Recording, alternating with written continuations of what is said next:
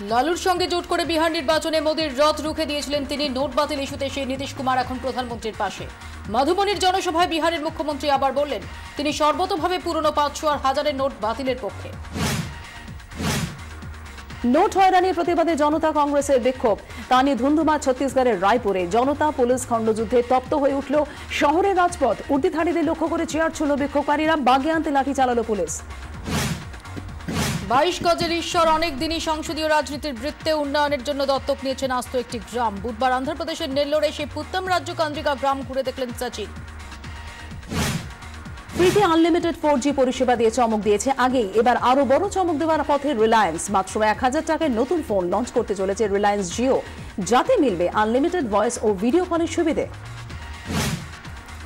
দশম থেকে দ্বাদশের উজ্জ্বল পড়ুয়াদের পুরস্কৃত করল ডালমিয়া ভারত। কলকাতার একটি অভিজাত হোটেলে আয়োজিত হয়েছিল সম্বর্ধনা সভা। প্রজ্ঞা নামের ওই অনুষ্ঠানে পড়াশোনায় কৃতীদের পুরস্কৃত করা হয়। এ নিয়ে পরপর 3 বছর অনুষ্ঠিত হল প্রজ্ঞা।